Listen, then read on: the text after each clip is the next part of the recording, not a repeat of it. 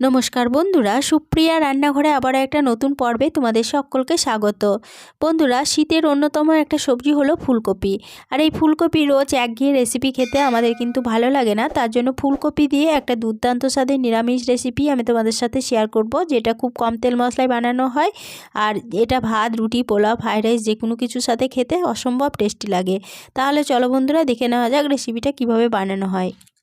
ফুলকপি দিয়ে রেসিপিটা বানানোর জন্য এখানে একটা বড় সাইজের ফুলকপিকে ঠিক এইভাবে বড় বড় করে ডাঁটি সমেত কেটে জল দিয়ে ভালোভাবে ধুয়ে পরিষ্কার করে নিয়েছি। এবার এই ফুলকপির মধ্যে দিয়ে দেব কুসুম গরম জল। জলটা দিয়ে দেওয়ার পরে এই জলের মধ্যে দিয়ে দিচ্ছি হাফ চা চামচ লবণ।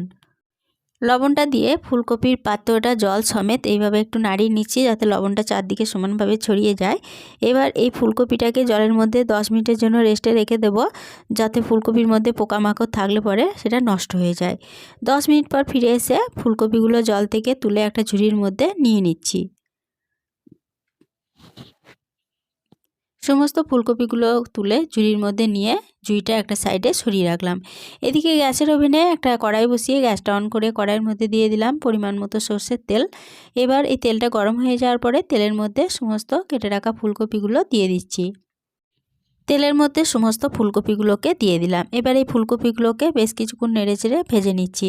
আমি ফুলকপিগুলোকে কুসুম গরম জলের মধ্যে ভিজিয়ে রান্না করছি, তবে তোমরা চাইলে ফুলকপিগুলোকে একটু জলের মধ্যে ভাপিয়ে নিয়ে জলটা ফেলে দিয়েও রান্নাটা করতে পারো। এর মধ্যে একটা ঢাকা দিয়ে দিলাম। ঢাকা দিয়ে গ্যাসের ফ্লেমটা একদম লোতে করে দিয়ে ফুলকপিগুলোকে বেশ কিছুক্ষণ সময় ধরে ভাজা হতে দেব। লো ফ্লেমে ফুলকপিগুলোকে ঢাকা দিয়ে 7 মিনিট মতো ভাজা হতে দিয়েছিলাম।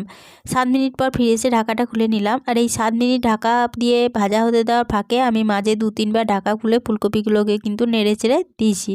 ফুলকপিগুলো বেশ ভালোভাবে লাল লাল করে ভাজা হয়ে গেছে। এবার এই ফুলকপিগুলো তেল থেকে তুলে নিচ্ছি। সমস্ত ফুলকপিগুলো তেল থেকে তুলে নেওয়ার পরে ওই ফুলকপি ভাজার কড়াইয়ে দিয়ে দিচ্ছি আবারও 4 চা চামচ সর্ষের তেল। এবার এই তেলে ফোড়নের জন্য দিয়ে দিচ্ছি একটা তেজপাতাকে ছিঁড়ে, দিয়ে দিচ্ছি হাফ চা চামচ কালো জিরে আর একটা শুকনো লঙ্কা। ফোড়নগুলোকে তেলের মধ্যে ভালোভাবে ভেজে নিচ্ছি। ফোড়নগুলো ভালোভাবে ভেজে নেওয়ার পর ফোড়ন থেকে যখন একটা সুন্দর গন্ধ বেরোতে শুরু করেছে, তখন এর মধ্যে দিয়ে দেব 2 চা চামচ আদা ও কাঁচা লঙ্কা বাটা। এখানে আদা ও কাঁচা লঙ্কা আমি একসঙ্গে বেটে রেখেছিলাম, সেটা 2 চা চামচ দিয়ে দিলাম।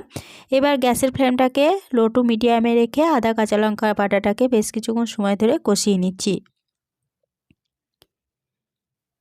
আদা কাঁচা লঙ্কা বাটা 2 মিনিট মতো কষিয়ে নেওয়ার পরে আদা থেকে যখন কাঁচা গন্ধটা চলে গেছে, তখন গ্যাসের ফ্লেমটা একদম লোতে করে এর মধ্যে সামান্য পরিমাণ জল দিয়ে দেওয়ার পরে দিয়ে দিলাম হাফ চা চামচ জিরে গুঁড়ো, হাফ চা চামচ ধনে গুঁড়ো, আর ঝালের জন্য দিয়ে দিলাম খুব সামান্য পরিমাণ ঝাল লঙ্কার গুঁড়ো, কালারের জন্য দিলাম হাফ চা চামচ কাশ্মীরি লঙ্কা গুঁড়ো আর হাফ চা চামচ হলুদের গুঁড়ো।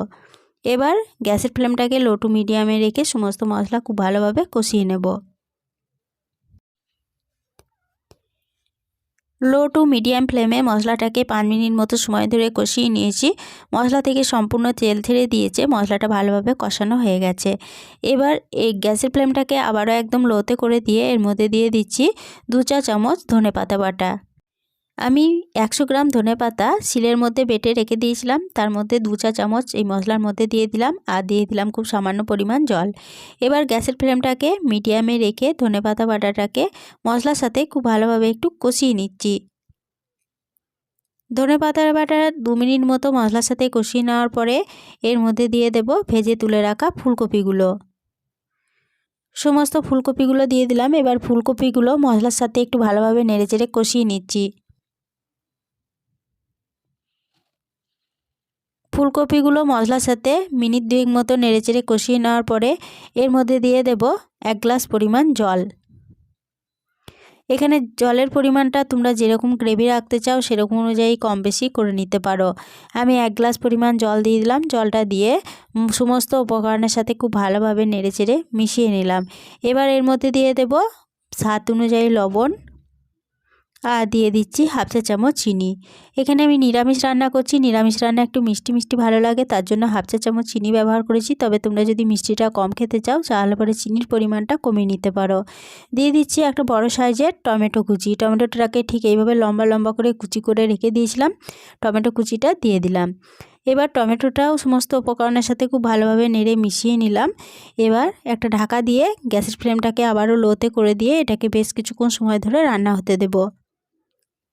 লো ফ্লেমে 5 মিনিট মতো ঢাকা দিয়ে রান্না হতে দিয়েছিলাম। 5 মিনিট পর ফিরে এসে ঢাকাটা খুলে নিয়ে সমস্ত উপকরণ একবার ভালোভাবে নেড়েচেড়ে নিয়ে ফুলকপিগুলো ভালো মতো সুসিদ্ধ হয়েছে কিনা একটু চেক করে নিচ্ছি।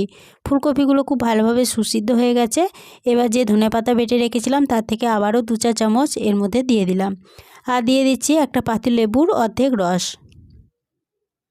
আর দিয়ে দিচ্ছি 1 চা চামচ কাঁচা সর্ষের তেল। এবার সমস্ত উপকরণ খুব ভালোভাবে নেড়েচেড়ে মিশিয়ে নিচ্ছি। সমস্ত উপকরণ ভালোভাবে নেড়ে মিশিয়ে নিয়ে গ্যাসের ফ্লেমটাকে বন্ধ করে দিয়ে একটা ঢাকা দিয়ে এটাকে 5 মিনিটের জন্য স্ট্যান্ডিং টাইমে রেখে দিচ্ছি।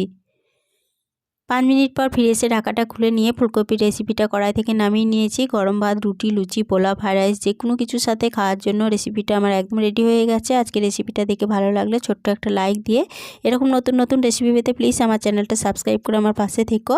বন্ধুবান্ধব সকলের সাথে শেয়ার করে দিতে ভুলো না প্লিজ। আজকে রেসিপিটা কীরকম লাগলো কমেন্ট করে জানাতে ভুলো না। আজকে এই পর্যন্তই ছিল।